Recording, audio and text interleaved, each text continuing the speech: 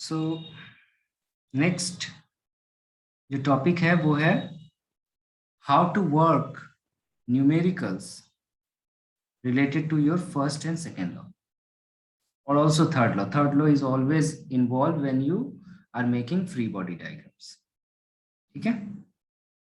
So first of all, before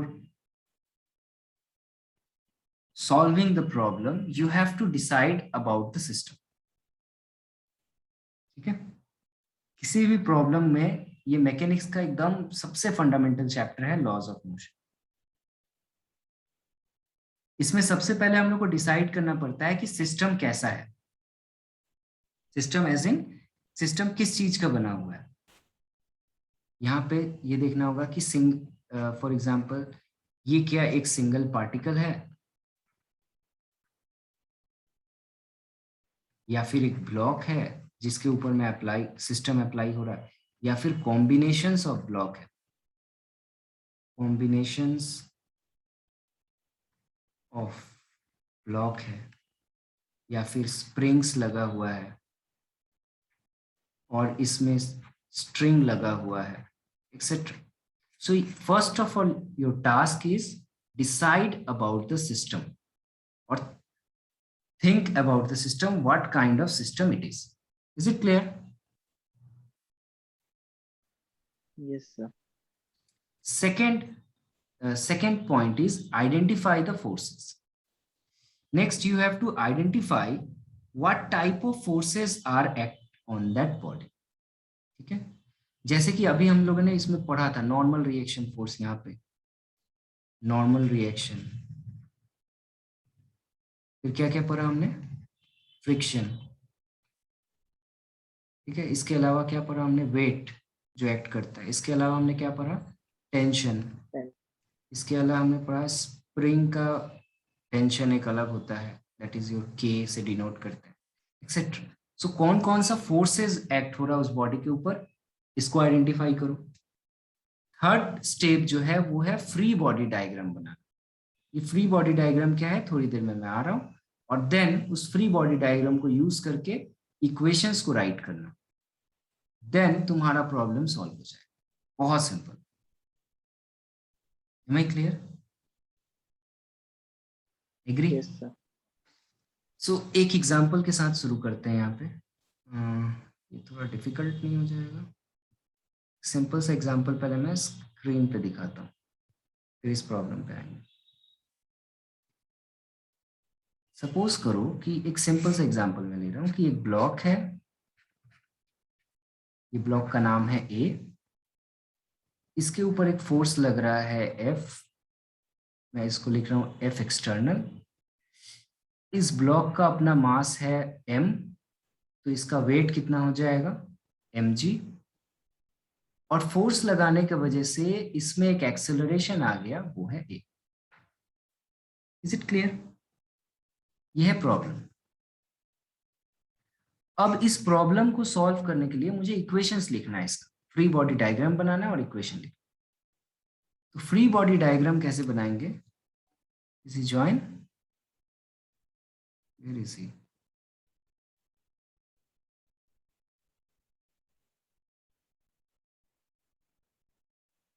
अभी तक ये क्यों नहीं हुआ है?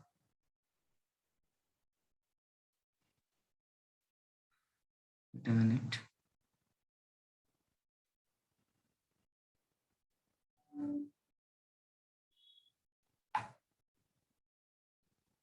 Okay, so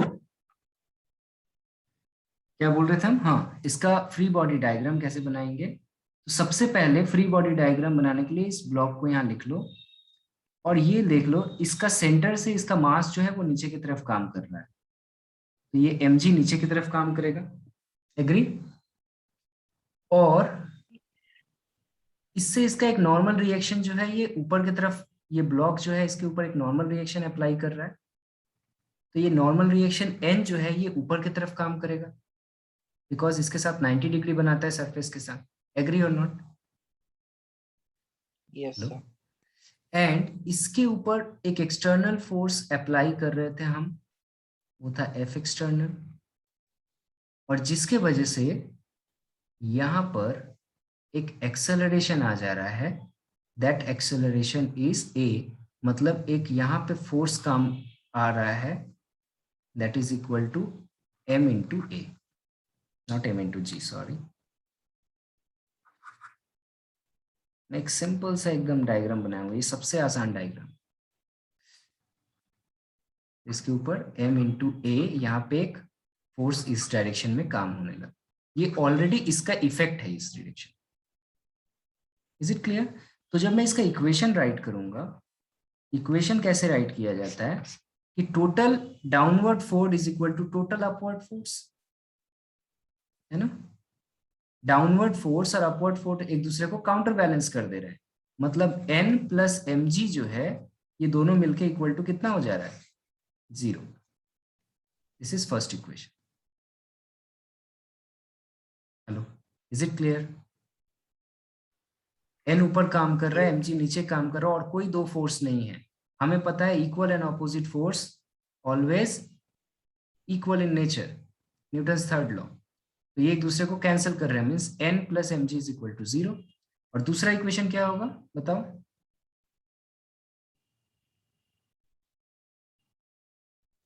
this f external is equal to mass into acceleration, क्योंकि इस डायरेक्शन में इसके ऑपोजिट में तो कुछ नहीं है, ये इस डायरेक्शन में जा रहा है और एज ए रिजल्ट ये ब्लॉक जो है ये इधर मूव करने लग रहा है। तो ये मास इनटू एक्सेलरेशन किसके वजह से आया? Because of this external force. Is it clear और not? Yes, sir. If it is clear, then we start with this problem. Two blocks of mass 2 kg and 4 kg are keep in contact with each other on a smooth horizontal surface. Smooth horizontal surface means no friction. इसका मतलब है no friction, कोई frictional force नहीं काम कर रहा है। A horizontal force of 12 Newton is applied on the first block, due to which they move with certain constant acceleration. ये दोनों क्या कर रहे हैं? दोनों एक साथ मूव कर रहे हैं with certain acceleration. The force between the blocks are what? दोनों ब्लॉक के बीच का जो फोर्स है वो क्या हो? समझ में आया क्या कर रहे हैं हम लोग? तो इसका फ्री बॉडी डायग्राम बना सकोगे?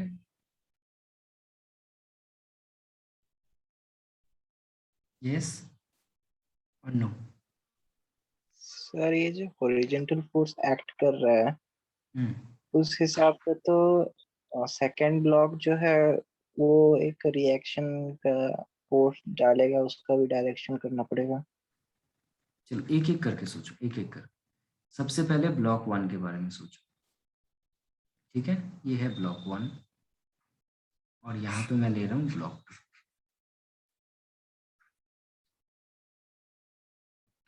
आसानी से सोचो, एकदम टाइम लेके मैं बताऊंगा, क्योंकि ये मैकेनिक्स का सबसे इंपॉर्टेंट पार्ट है।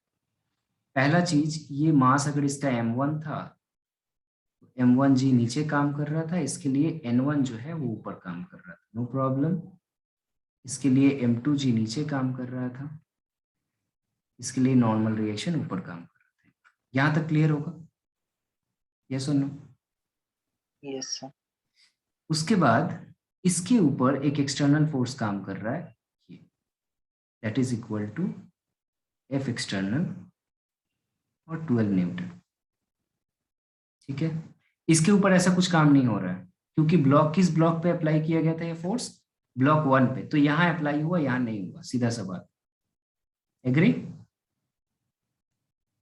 अब Yes, हमें sir. क्या पता है कि दो ब्लॉक जब भी एक दूसरे के कांटेक्ट में होंगे तो वहां पे कांटेक्ट फोर्स आ जाता है। हम लोगों ने ऐसा पढ़ा था ना, दो ब्लॉक आपस में कांटेक्ट में, तो ये इसको रिएक्शन देगा, ये रिएक्शन देगा, और दोनों इक्वल रिएक्शन देंगे because they are in contact with each other, Newton's third law. तो ये दोनों ब्लॉक जब एक दूसरे के कांटेक्ट में है तो एक नॉर्मल रिएक्शन अप्लाई हो रहा हो, है ना। किस डायरेक्शन में? इस बॉडी, वन बॉडी और टू बॉडी का डायरेक्शन क्या होगा? नॉर्मल रिएक्शन का डायरेक्शन।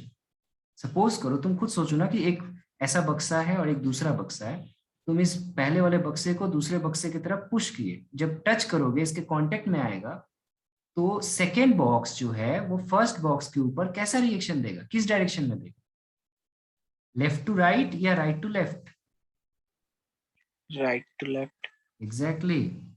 इसका मतलब सेकेंड ब्लॉक पे जैसे ही तुम इसको धक्का दोगे तो सेकेंड ब्लॉक इसको रिएक्शन दे देगा, वो रिएक्शन होगा सपोज आर।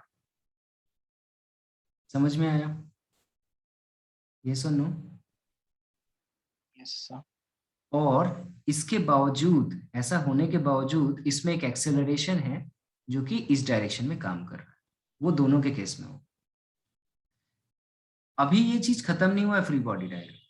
अब मुझे बताओ कि जब तुम वन वाले बॉडी को दूसरे बॉडी के ऊपर पुश किए फोर्सफुली, तो ये इसको जैसे ही इसके कांटेक्ट में आया तो सेकेंड बॉडी इसको एक रिएक्शन दिया, तो क्या फर्स्ट बॉडी सेकेंड वाले को रिएक्शन नहीं दिया होगा? Because they are always equal in magnitude and opposite in direction, isn't it? तो फर्स्ट वाला बॉडी सेकेंड वाले बॉडी को एक रिएक्शन फोर्स दिया होगा or, they are equal in magnitude but opposite in direction. और यहां पर फर्स्ट और सेकेंड बॉडी दोनों साथ में मूव कर रहा है with constant acceleration A. Clear? तो मेरे पास दो ब्लॉक, जितने सारे ब्लॉक होंगे उतना सारा फ्री बॉडी डायग्राम बनेगा। ये जो मैंने बनाया अभी, ये है फ्री बॉडी डायग्राम। बहुत सारे बुक में फ्री बॉडी डायग्राम में बॉडी को हटा ही देता है, सिर्फ एक पॉइंट बैठा दे, लेकिन मैं बॉडी को लेके बनाता हूं, ये आसान है। अब मुझे देखो, अब इसके बाद वाला स्टेप है इक्वेशन लिखना। इक्वेशन तुमसे पूछा है इस आर का वैल्यू, तो N1, M1G, M2G इसका जरूरत नहीं है। देखो क्यों? क्योंकि N1 और M1G आपस में कैंसिल आउट हो जा रहा है, N1 is equal to M1G। और दूसरा क्या है हमारा, N2 is equal to M2G। ये जरूरत नहीं है लिखना, पर लिख सकते हो, no problem, they are unused. Main important क्या है हमारा, वो यहाँ पे है, सेकेंड इक्वेशन लिखना। इसको ध्यान से देखना, मैं फिर से नेक्स्ट पेज में लिखूंगा, और यहाँ पहले ध्यान से देखो। फॉर फर्स्ट बॉडी, और बॉडी 1, और बॉडी 1, ये जो 12 न्यूटन जो है, ये 12 न्यूटन इस बॉडी पे लग रहा है, ये किसके बराबर है जरा बताओ मुझे, कैसे लिखेंगे?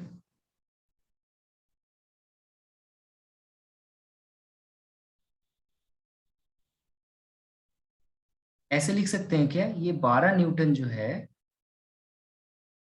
इस 12 न्यूटन से इस रिएक्शन फोर्स को अगर मैं सब्ट्रैक्ट कर दे रहा हूं, that is equal to m1 into acceleration of the body.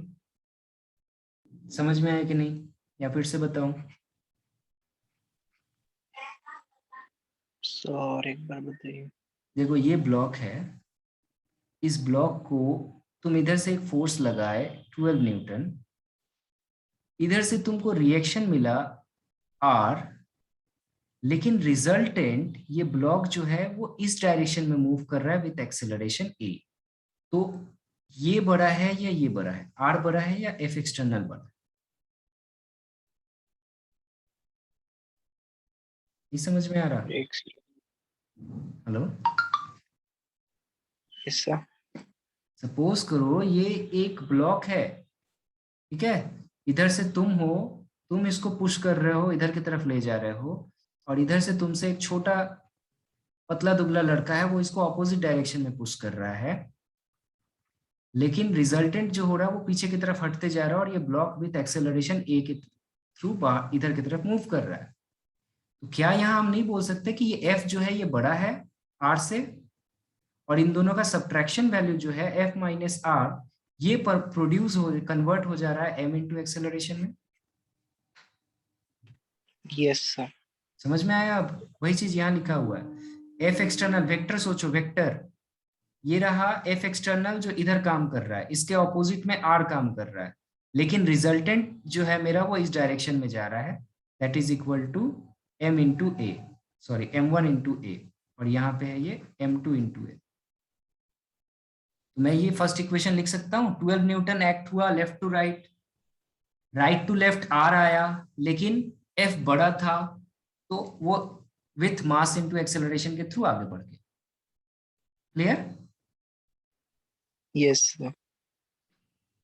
For body two, for body two, body two के लिए इक्वेशन क्या होगा तुम बताओ, देखो स्क्रीन पे।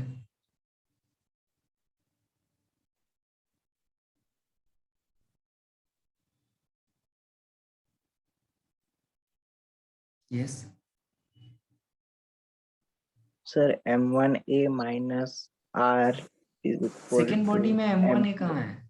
सेकेंड बॉडी में m1a कहाँ है? सेकेंड बॉडी में m1a है ही नहीं। सेकेंड बॉडी मतलब फ्री बॉडी डायग्राम, फ्री मतलब सेकेंड वाला पहले से फ्री हो गया, अब तो इसमें m1 है ही नहीं, इसमें सिर्फ r यस है, सर। m2a है, m2g है, n2 है। Where is m1? क्या होगा?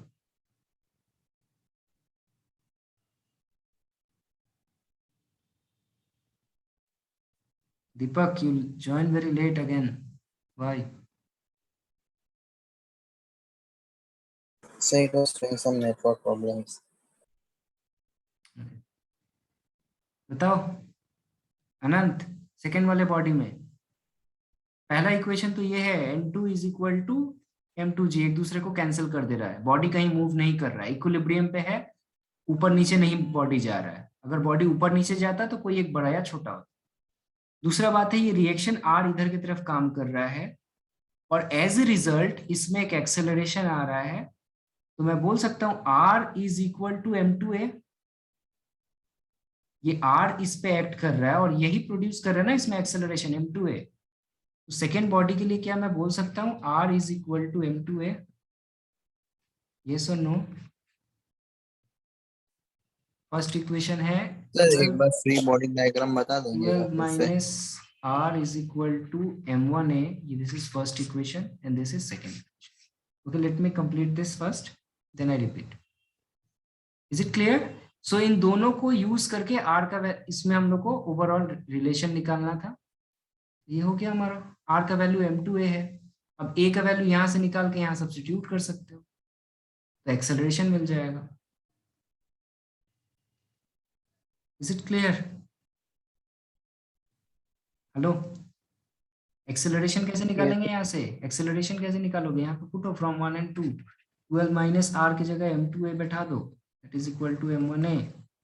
सो m1a plus m2a is equal to 12, so a is equal to 12 by m1 plus m2। This will be your simple.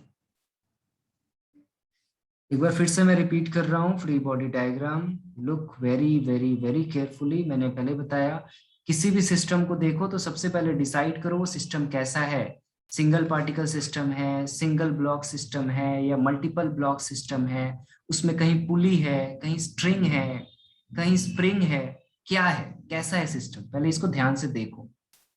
ठीक है, दूसरा काम क्या करना है, उसमें आइडेंटिफाई करो कितने सारे फोर्सेस हैं, जैसे कि normal reaction force, frictional force, weight, it's tension, spring tension, etcetera etcetera.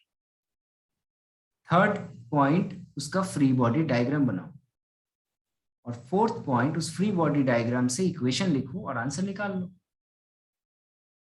ठीक है, इसके लिए मैंने एक फ्री बॉडी डायग्राम सबसे पहले इजीली बना के बताया था, मैं एक बार फिर से बता रहा हूँ, अनंत ध्यान से देखो, नहीं हो रहा है तुमको, समझ में नहीं आ रहा मुझे लग रहा है, और अगर समझ में आ रहा है तो फिर क्लियरली बोलो कि हाँ समझ में आ रहा है।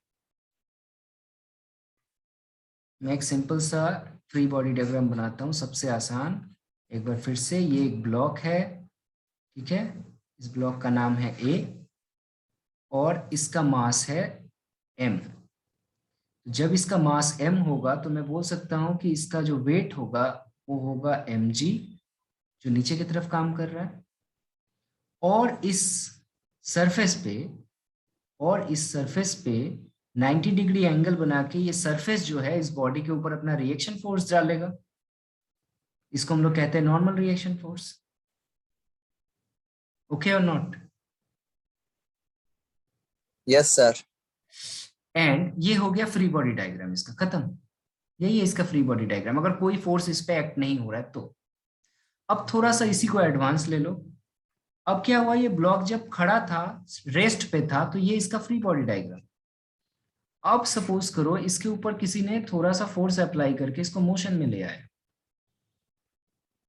किसी ने इसके ऊपर थोड़ा सा फोर्स अप्लाई किया इस बॉडी ए के ऊपर, यहां से एक फोर्स लग गया F, जिसके वजह से इसमें एक एक्सेलरेशन आ गया A। तो इसका फ्री बॉडी डायग्राम कैसा होगा? कुछ भी चेंज खास नहीं होगा। इसका मास नीचे जा रहा था तो mg ऑलवेज अर्थ की तरफ, सेंटर ऑफ अर्थ की तरफ जाता है, ये ऑलवेज नीचे होगा mg। और सरफेस 90 डिग्री एंगल बना के इस पे नॉर्मल रिएक्शन फोर्स लगाएगा Yes, n। sir. और इसके ऊपर एक फोर्स है जो यहाँ पे एक्ट हो रहा है। Sir, force of friction. Force of friction मैंने नहीं पकड़ा है, मैंने स्मूथ सरफेस पकड़ा है, अभी नहीं पकड़ा है। Okay, sir. Okay. तो ये फोर्स इसके ऊपर एक्ट हो रहा है और इसका रिजल्टेंट ये हो रहा है कि ये इधर की तरफ मूव कर जा रहा है विथ एक्सेलरेशन a। ठीक है, तो इसमें हम लोग बोल सकते हैं m इंटू ए इधर काम कर रहा है। तो मैं बोल सकता हूँ यहाँ पे इक्वेशन क्या लिख सकता हूँ, यहाँ इक्वेशन जैसे था n is equal to M G at equilibrium, यहाँ पे भी होगा n is equal to M G, ये पहला इक्वेशन होगा। दूसरा इक्वेशन क्या होगा कि ये फोर्स इसके ऊपर एक्ट हो रहा है और एज ए रिजल्ट इसमें एक्सेलरेशन आ रहा है एम ए, दोनों का देखो सेम डायरेक्शन है, इसका मतलब क्या, ये इधर एक्ट हुआ और एज ए रिजल्ट ये इधर की तरफ एक्सेलरेशन आया। तो मैं बोल सकता हूँ force is equal to mass into acceleration. Simplicity के लिए बुक्स वगैरह में ये ऐसे नहीं लिखा जाता है, ये फोर्स को इधर नहीं दिखाया जाता। समझ में आया? क्यों? क्योंकि इक्विलिब्रियम ना दिखाए, ये फोर्स जो है ये इधर काम कर रहा है और इसके वजह से एक्सेलरेशन आया। मैं बोल सकता हूं this force is responsible for this mass into acceleration. Agree? If not then third free body diagram फिर से देखो, अब अभी तक अगर समझ में नहीं आया। Yes, sir. अगर ये एक फिर से वही ब्लॉक ए, इधर से अनंत है जो इस पे सपोज 20 न्यूटन फोर्स अप्लाई कर रहा है, मैं इसको F1 लिख रहा हूं, और इधर से दीपक है, ये यहाँ पे 12 न्यूटन फोर्स ऑपोजिट डायरेक्शन में अप्लाई कर, ये ब्लॉक वही है। अब इसका फ्री बॉडी डायग्राम कैसा होगा? पहले मुझे बताओ, दोनों तरफ से फोर्स A और B दिखाएंगे। पहले सोचो कि ये अगर एक तरफ से 20 न्यूटन लग रहा है, दूसरी तरफ से 12 न्यूटन लग रहा है, तो ये ब्लॉक अगर फ्रिक्शनलेस सरफेस पे रखा हुआ है तो किधर जाएगा? लेफ्ट टू राइट और राइट टू लेफ्ट?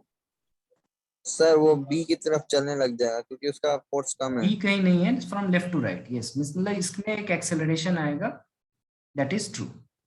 अब इसका फ्री बॉडी डायग्राम बनाओ, उसके बाद कुछ लिखोगे। फ्री बॉडी डायग्राम में अगेन वही चीज, मास इनटू ग्रेविटी नीचे, नॉर्मल रिएक्शन ऊपर। इसके ऊपर सचिन अप्लाई कर रहा था 20 न्यूटन फोर्स, ऑपोजिट में एक फोर्स अप्लाई हो रहा है that is equal to your 12 newton, और ये एक्सेलरेशन इधर आ रहा है।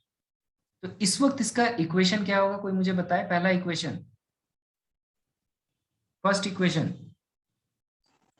Sir total force on body is equal to 8 newton. No, not like that. First equation is counter balance करो, n is equal to mg। n और mg एक दूसरे को काउंटर बैलेंस कर रहा है, इसीलिए ब्लॉक ऊपर या नीचे नहीं जा रहा। अगर n ज्यादा होता और mg कम होता तो ये ब्लॉक हवा में उड़ने लगता।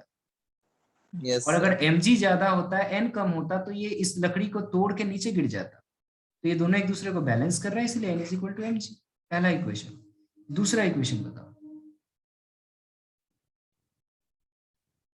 Sir 20 newton minus 12 newton is equal to 8 newton. Why 8 Newton?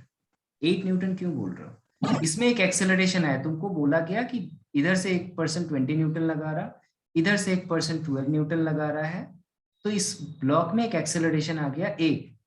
ये एक्सेलरेशन किसका रिजल्टेंट है? एक्स्ट्रा फोर्स का रिजल्टेंट है।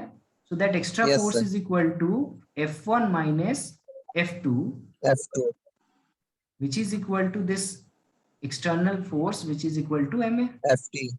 Yes sir. ma, So this is F1 Yes. is how much? 20. F2 is how much? 12, which is equal to ma. So ma is equal to how much? 8 Newton force. So 8 Newton force से ये इसमें acceleration आ. Is it clear now? Yes, Anant? sir. Yes, sir. Anant clear हुआ? Yes, sir. अब ये block को देखो फिर से. अब हम लोग आते हैं अपना क्वेश्चन पे जो मैंने यहाँ बनाया. ये रहा क्वेश्चन. यहाँ पे दो ब्लॉक थे जो आपस में कांटेक्ट में रखे हुए थे. इस पे 12 न्यूटन फोर्स अप्लाई हो रहा है और रिजल्टेंट एक एक्सेलरेशन से ये आगे की तरफ बढ़ रहा है, दोनों ब्लॉक एक साथ. तो मैंने इन दोनों का फ्री बॉडी डायग्राम बनाया और देन फाइनली एक्सेलरेशन ए को निकाला. ठीक है. एक ऐसा ही क्वेश्चन मैं फिर से ले रहा हूं और इस बार तुम लोग बनाओगे इसका free body diagram.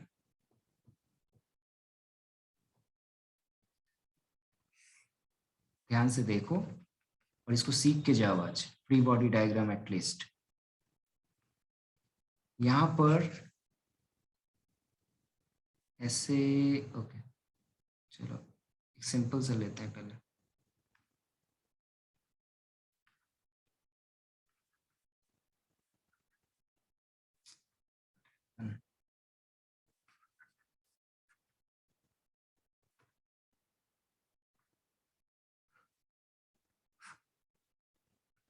Suppose this is block ए. ठीक है. और इसके ऊपर एक छोटा सा ब्लॉक रखा हुआ है बी. Yes, sir.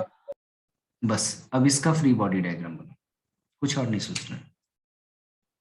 इसका नीचे वाला जो है इसका मास है ma और ये जो है इसका मास है mb. इसका फ्री बॉडी डायग्राम बना.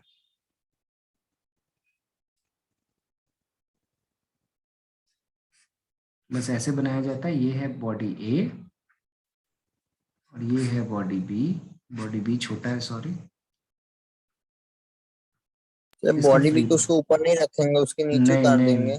यस फ्री बॉडी डायग्राम में सब अलग अलग रहता है. वरना फ्री बॉडी का क्या मतलब हुआ? एक दूसरे से कोई रिलेशन नहीं.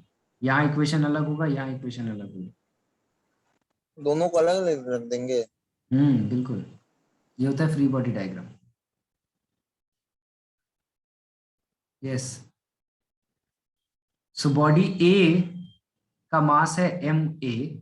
तो इसका वेट कितना होगा? Sir GMA. This mag.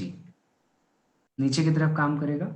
और ये Yes. जिस सरफेस पे रखा हुआ है ये सरफेस इसको क्या करेगा? एक ऊपर की क्या तरफ फोर्स देगा?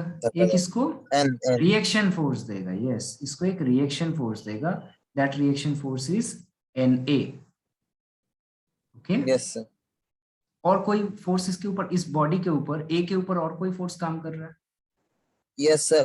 बॉडी बी का फोर्स काम करेगा इसके ऊपर, क्योंकि उसके बॉडी ऊपर बी रखा का, हुआ है ना. बॉडी बी का क्या काम कर रहा है? कौन सा फोर्स काम? Sir MBG. एमबीजी मतलब क्या? कौन सा फोर्स मतलब? वेट, सर बॉडी बी का mass, weight. What? Weight. Body B का वेट काम कर रहा है. यस. सो बॉडी बी जो है वो उसके ऊपर बैठा हुआ है. इसका मतलब उसका वेट जो है वो नीचे की तरफ काम करेगा. Yes sir. ठीक है. Anything else? नो सर, और तो कुछ नहीं लग रहा.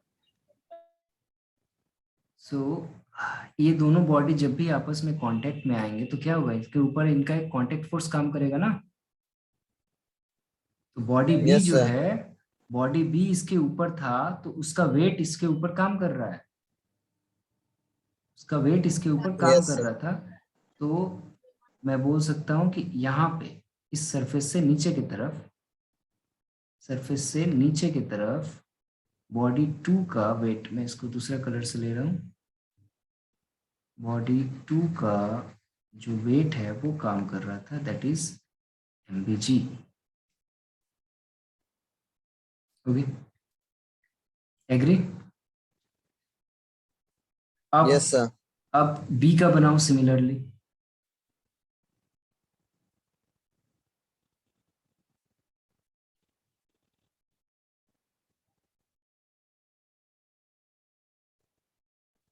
सर बन गया. बोलो क्या होगा? सर एक फोर्स उसका वेट जो है नीचे की तरफ काम कर रहा है एमबीजी, और एक ऊपर की तरफ नॉर्मल बी काम करेगा, ये जो रिएक्शन फोर्स है। नॉर्मल रिएक्शन फोर्स काम करेगा एनबी। तो देखो बहुत सारा अननोन हो गया, इतना अननोन रखने से नहीं चलेगा। एन एन ए और ये N B G is equal to में कुछ रिलेशन होगा। ये एन बी जी कहाँ से, और कुछ होगा इसके अलावा? सोच के बताओ।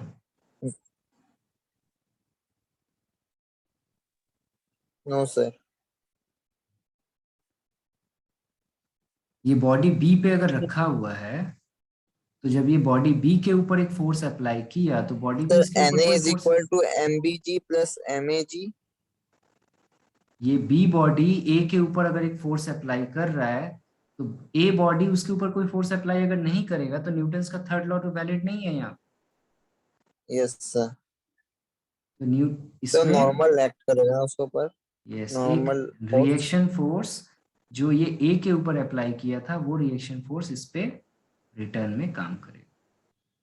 ठीक है, तो यहाँ पे N2 लगाने की जगह इसको R लिख सकते हो। R का मतलब B जो है कांटेक्ट में रहा है, तो ये इधर पे अगर एक रिएक्शन फोर्स R लगा रहा है तो रिटर्न में बॉडी A भी उसके ऊपर एक रिएक्शन फोर्स R लगाएगा। Agree? So this is your free body diagram of yes this sir. Two equation. Okay, I'll take another your formula, another diagram, and इसका बताना है तुम लोग को फ्री बॉडी डायग्राम। अब सपोज करो एक वॉल है और इस वॉल में एक हुक है जहां से एक स्ट्रिंग है। लोग स्ट्रिंग पे आते हैं। चलो, ये मैंने डायग्राम से दिया भी है क्वेश्चन में क्यों, और इससे एक बॉल ऐसे के इसके टच में है। Let me see, I already given this question. No, नहीं है।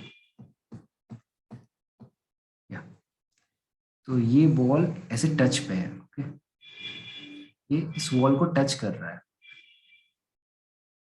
ठीक है, it is tie with a wire,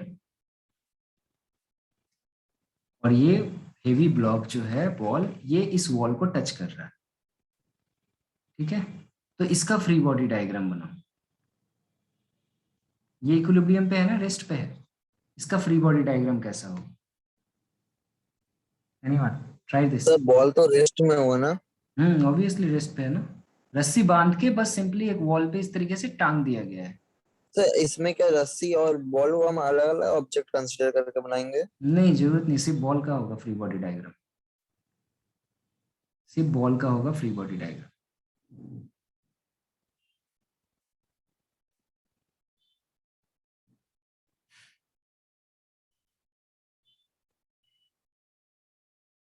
anyone बना के मुझे व्हाट्सएप करो जरा अभी।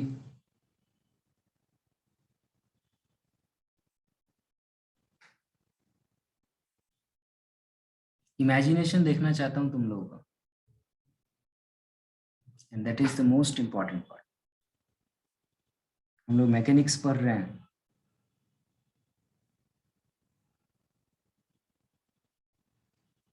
उसमें एक चीज और ऐड कर लो, ये एंगल जो है, ये एंगल है theta. The angle with the wall is theta. Wall और सर एक फोर्स तो ये स्ट्रिंग लगाएगा ना इस बॉल पर। बिल्कुल, वरना उससे अटैच कैसे? स्ट्रिंग जो फोर्स अप्लाई करता है उसको हम लोग क्या कहते हैं? Tension force. यस सर, तो हम यहाँ पर और सिर्फ ये टेंशन फोर्स इक्वल लिखेंगे। इक्वल और ऑपोजिट डायरेक्शन में काम करता है। अगर दो बॉडी होता तो ऐसे, तो ये टेंशन मतलब ये बॉडी जो है, ये स्ट्रिंग उसको अपने तरफ खींच रहा है, इसीलिए जाके ये बचा हुआ है। और इसके ऊपर एक यस और सर, चीज क्या काम कर रहा है? इसका मास नीचे की तरफ काम कर रहा है, मास और weight gravity. Yes sir, mg। mg नीचे की तरफ काम कर रहा है। और सर एक फोर्स दीवार में अप्लाई कर रहा है बॉल। बॉल दीवार पे अटैच है, टच है, तो एक रिएक्शन फोर्स मिलेगा ना इसको। Normal yes reaction, sir. Normal reaction किधर होगा? एन किधर होगा डायरेक्शन? जैसे मैंने बताया था तो वॉल से 90 डिग्री एंगल बनाओ, तो वॉल से 90 डिग्री एंगल बनाएंगे तो ये आएगा, तो ये है रिएक्शन फोर्स R। यस। और कोई फोर्स काम करेगा? No, no other force act. ये एंगल अगर थीटा है तो अगर मैं इसको ऐसे डिवाइड करूं तो ये एंगल थीटा होगा। क्या यस कहते हैं इसको? क्या कहते हैं इसको? Complementary angles, right? Sir alternate angle. Alternate angle, sorry, yes. तो अल्टीमेटली इसका फ्री बॉडी डायग्राम अगर इस बॉल का हम लोग बनाया जाए तो इस बॉल को ले लो और इस बॉल को एक पॉइंट से भी रिप्रेजेंट कर सकते थे, और इसका फ्री बॉडी डायग्राम अब सोचो कि इसका वेट नीचे की तरफ काम कर रहा है mg, इस पे रिएक्शन फोर्स जो है वो इधर काम कर रहा है r, और इस पे एक टेंशन जो है वो इस डायरेक्शन में काम कर रहा है t। सर तो एक्स वाई जेड एक्सिस होगा। इस t को इस जो नॉर्मल के साथ एंगल है ये है थीटा। तो तुम लोग वेक्टर पढ़ चुके हो और वेक्टर में पता है कि अगर एक वेक्टर क्वांटिटी को हम लोग रिजॉल्व कर सकते हैं एंगल अगर हमें पता हो तो इसका जो थीटा के साथ अटैच होता है वो हमेशा हो जाता है टी कॉस थीटा, और थीटा से दूर जो होता है वो हमेशा क्या हो जाता है? Sine theta. ये हो जाएगा T sine theta. Next part है तुम लोग का इक्वेशन राइटिंग करना। तो ये इक्विलिब्रियम पे है सारे, और सिस्टम जो है सिस्टम अंडर रेस्ट में सर। इक्विलिब्रियम, इक्विलिब्रियम में है। इसका मतलब क्या हो गया? सब फोर्स एक दूसरे को काउंटर बैलेंस कर दे रहे हैं, सारे फोर्स इक्वल टू जीरो हो जा रहे हैं। कैसे करेंगे हम लोग? देखो, ये ऊपर वाला फोर्स ये नीचे वाले फोर्स को जीरो कर रहा है, मतलब T cos theta is equal to mg. This is your first equation. Second equation is t sin theta is equal to reaction r. So t sin theta is equal to reaction r and mg is equal to t cos theta. अब तुमसे अगर angle पूछेगा तो क्या करोगे? Angle कैसे निकालोगे यहां से? How to calculate the angle? Divide 2 by 1, 2 by 1 कर दो। 45 डिग्री होगा। नहीं, क्यों होगा 45? How would you know? तुमको एग्जैक्ट वैल्यू कैसे बता सकते हो? डिवाइड करो ना second by first. So T sine theta by T cos theta is equal to R by M G. T cut जाएगा, साइन बाई कॉस हो जाता है tan, so tan theta is equal to R by M G. So theta is equal to tan inverse R M G inverse by R by M G. That's all. अगर problem में तुमको theta का value दिया हो, are का value दिया हो, तब जाके हम लोग आगे सॉल्व कर पाएंगे, अदरवाइज ये है। Agree? Yes sir. Free body diagram Anant, अभी भी कुछ बचा हुआ है? डर लग रहा है? No sir. डर लगना चाहिए क्योंकि अभी बहुत कुछ बचा हुआ है। चलो, ये एक सिंपल सा प्रॉब्लम है। ये वही चीज दिया हुआ है, एक मास m है, ये रहा एक ब्लॉक जिसको एक स्ट्रिंग से ऐसे बांधा गया है, ठीक है, suspended bye a rope from the rigid support P से इसको सपोर्ट किया गया था। पूरा एक पूरा रस्सी था, मान लो ऐसे पूरा था ये ब्लॉक, ऐसे पूरा था, ये पॉइंट P था और ये मास m था। फिर क्या किया गया? इस पॉइंट Q से एक फोर्स लगाया गया इधर की तरफ। तो देखो ये ऐसा दिखने में हो गया। अपने पोजीशन से, यहाँ पे ऐसे ब्लॉक था, अपने पोजीशन से हट जाएगा ना अगर यहाँ पे फोर्स लगाओगे तो ये स्ट्रिंग अब ऐसा दिख रहा है फोर्स लगाने के बाद, और यहाँ से ऐसे प्लेन है और ये रहा, और ये इसी कंडीशन में स्टेशनरी है। Another rope is tied at end Q and is pulled horizontally with force F. If the rope PQ makes angle theta with the vertical, then the tension on the string PQ is what? ये T का value क्या होगा यहाँ पूछा गया। चलो फटाफट free body diagram बनाने का सोचो, और सोचो कैसे बनेगा। तुमको T का वैल्यू पूछा है, मतलब पॉइंट Q जो है यहाँ पे फ्री बॉडी डायग्राम लगाना है। कहाँ पे फ्री बॉडी डायग्राम लगाना है ये भी सीखो, समझो, कहीं पे भी नहीं लगा के बैठे रहोगे। हमको टी का वैल्यू पूछ रहा है, मतलब पॉइंट क्यू पे मुझे फ्री बॉडी डायग्राम लगाना है, बनाना है पॉइंट पी का, सॉरी पॉइंट क्यू का।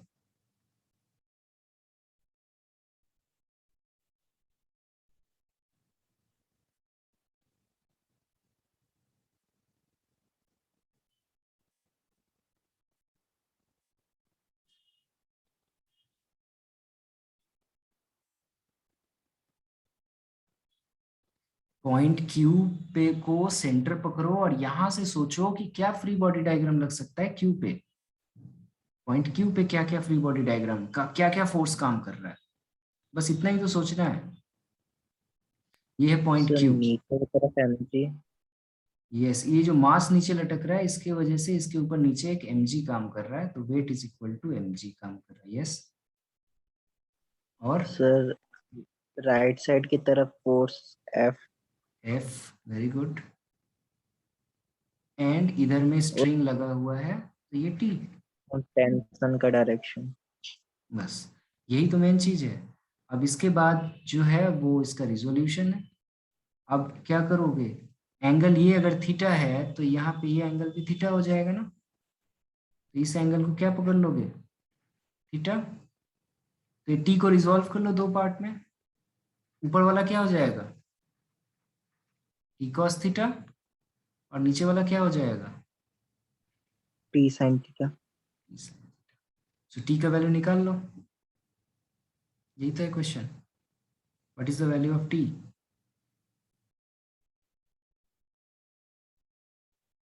टी का वैल्यू कैसे निकालेंगे, इक्वेशन ड्रॉ करो ना। फर्स्ट इक्वेशन क्या होगा, P cos theta is equal to M G, and second equation T sine theta is equal to F. So T का वैल्यू क्या हो सकता है, either M G by cos theta हो सकता है, और टी का वैल्यू हो सकता है F by sine theta. That's all, जो भी ऑप्शन सब में हो मेरे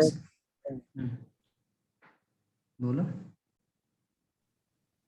सर दोनों ऑपोजिट में है तो एक साइड तो नेगेटिव होना चाहिए ना। नेगेटिव क्यों होगा, एक दूसरे को बैलेंस कर रहा है ना, बॉडी तो मूव नहीं कर रहा कहीं, मतलब जितना मैं फोर्स लगा रहा हूं उतना इधर टी साइन थीटा काम कर रहा है, इसीलिए बॉडी यहाँ पे स्टेशनरी है। सिमिलरली ऊपर जितना टी कॉस थीटा लग रहा है उतना ही नीचे mg लग रहा है, इसीलिए बॉडी स्टेशनरी है। नेगेटिव होने का मतलब क्या होगा, नेगेटिव तो है ही, दोनों को इधर ले आओ तो दोनों सब्ट्रैक्ट होकर जीरो हो जा रहा है ना, नेगेटिव नहीं होगा। नेगेटिव होने का मतलब तो इधर ले आओगे तो ऐड हो जाएगा ना दोनों फोर्स, समझ में आया। ये ऊपर यस काम सर। कर रहा है, ये नीचे काम कर रहा है, और दोनों इक्वल वेक्टर में कैसे करते थे हम लोग, ऊपर ये 12 न्यूटन है और नीचे 12 न्यूटन काम कर रहा है, तो जीरो कैसे हो सकता है, इसको हम लोग बोल सकते हैं 12 न्यूटन बराबर 12 न्यूटन ना, या तुम ऐसे लिखोगे 12 न्यूटन बराबर माइनस 12 न्यूटन, तब तो हो जाएगा 12 प्लस 12 24 बराबर zero. Is it possible, clear और not. Yes sir. So that's simple problem. इसी प्रॉब्लम को थोड़ा डिफिकल्ट बना दिया गया यहाँ।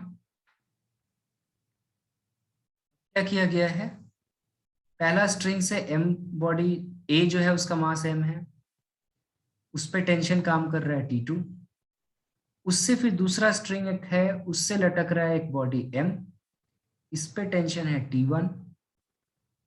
अब क्या किया गया, इस पे एक फोर्स लगा दिया गया इस डायरेक्शन में जिसका मैग्नीट्यूड है m इंटू जी, और जिसकी वजह से ये बॉडी कुछ ऐसा दिख रहा है, ये एंगल θ1 ये एंगल θ2, लेकिन ये बॉडी जो है इक्विलिब्रियम पे, मतलब मूव नहीं कर रहा है, ऐसे ही पड़ा हुआ है।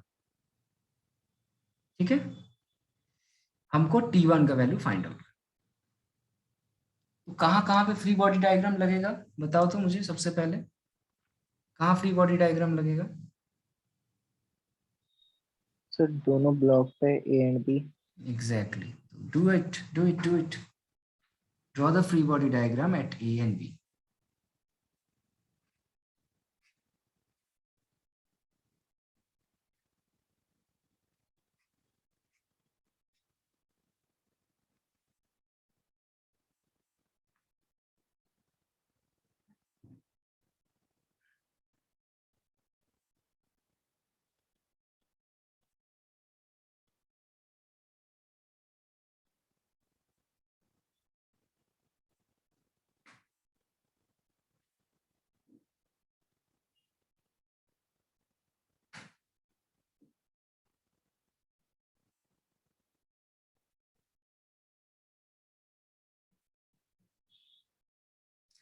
सिर्फ बॉडी बी पे भी लगाने से तुम्हारा T1 मिल जाएगा, लेकिन चलो दोनों पे फ्री बॉडी डायग्राम बनाओ, इट विल बी गुड।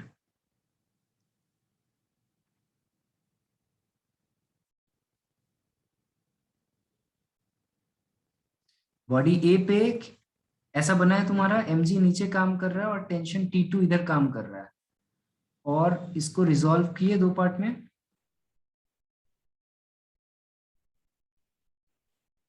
ये सुनो, ये एंगल होगा θ2, ये हो जाएगा T2 cos थीटा, और ये हो जाएगा T1 sin θ2। ये बना है पहला वाला। Hello Anant, am I audible? Yes sir. पहला बना है ऐसा। हाँ सर। दूसरा बॉडी, दूसरा कब बना?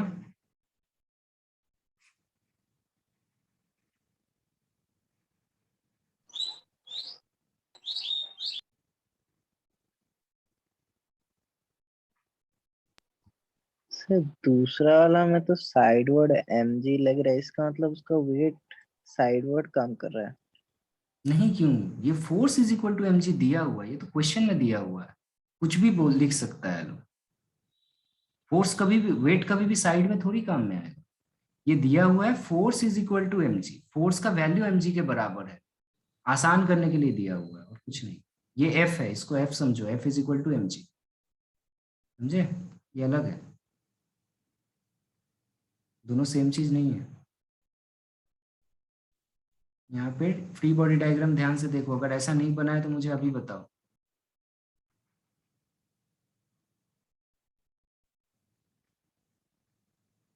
ऐसा बना या नहीं? तो तुम्हारा आना चाहिए t cos θ1 is equal to mg और t sin θ1 is equal to f, और f का वैल्यू भी दिया हुआ है mg। ये इसलिए दिया गया है कि आसान हो जाए, सेकेंड बॉडी से मैं ये इक्वेशन लिख रहा हूँ। अब तुमको निकालना क्या था? T1 का वैल्यू निकालना था, सॉरी ये ऊपर वाला T2 था, मैंने T1 लिख दिया गलती से, ये T1 है। अब तुमको T1 का वैल्यू निकालना है, तो क्या करोगे? mg इज इक्वल टू, कैसे निकालोगे यहां से बताओ, कैसे निकालोगे T1? स्क्वायर करके ऐड कर दो दोनों को, square and add equation 1 and 2।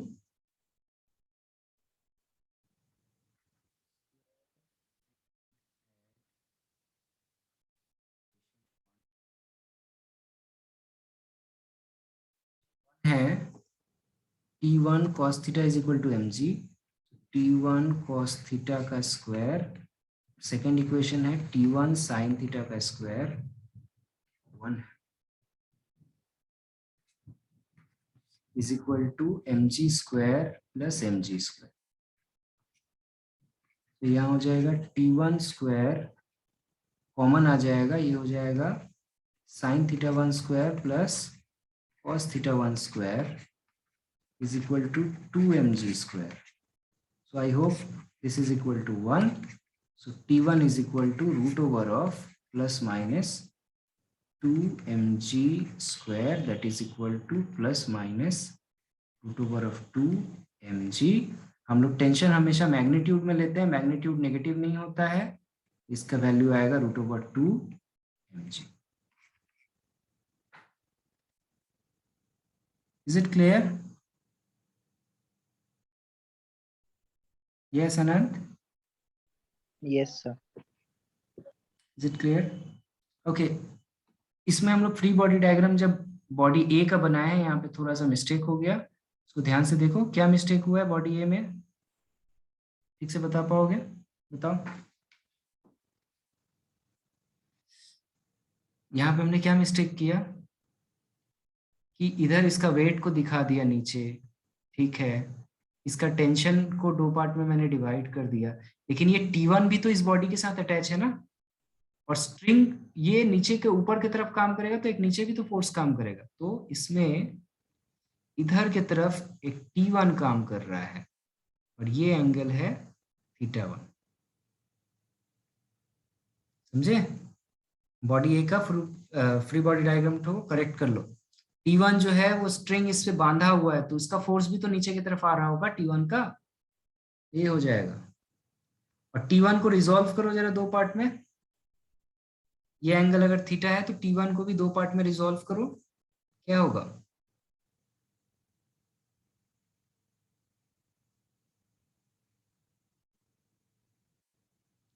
ये होगा इसका दो पार्ट। यहाँ कितना हो जाएगा? ये हो जाएगा T1 cos θ1, isn't it? और ये हो जाएगा T1 sin θ1। एग्री? कॉम्प्लिकेटेड हो जा रहा है?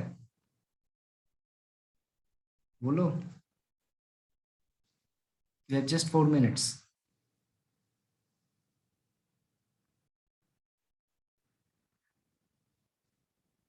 Hello. Say yes or no.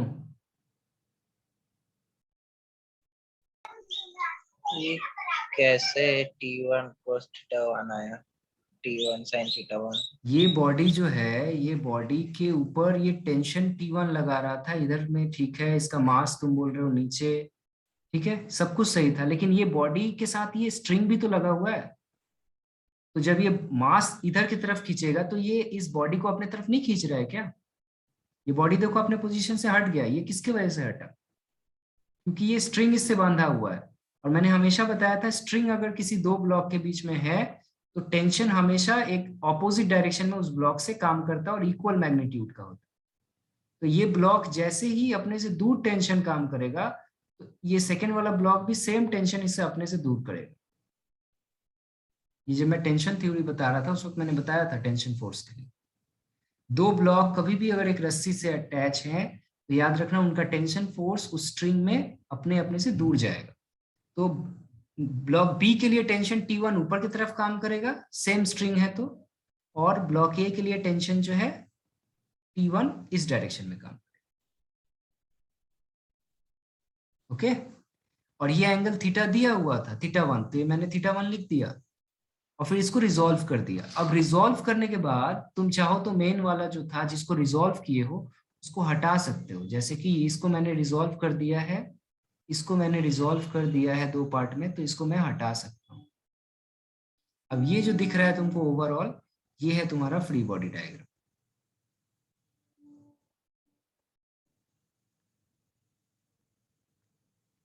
ठीक है? तो इसका इक्वेशन जरा क्या होगा बताओ, 2 मिनट बचा है, जल्दी। इक्वेशन क्या होगा? अगर मैंने फ्री बॉडी डायग्राम बना दिया, अब इसका इक्वेशन, ओवरऑल इक्वेशन क्या होगा बताओ? T1 cos θ1 is equal to T2 cos θ2.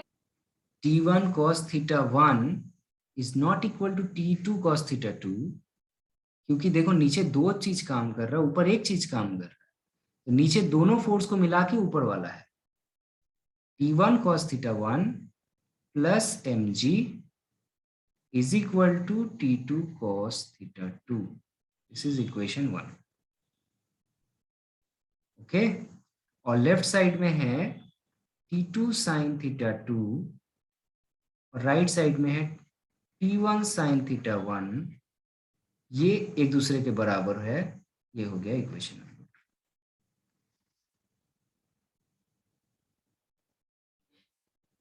समझ में आया थोड़ा बहुत या नहीं? सो तुम्हारा होमवर्क है, कोई रेफरेंस बुक खरीदे हो अभी फिजिक्स का?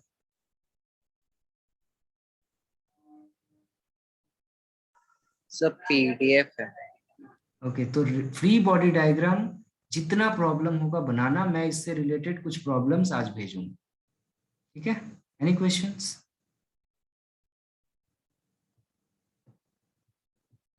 Any question? No sir. Okay then, good night. Good night sir.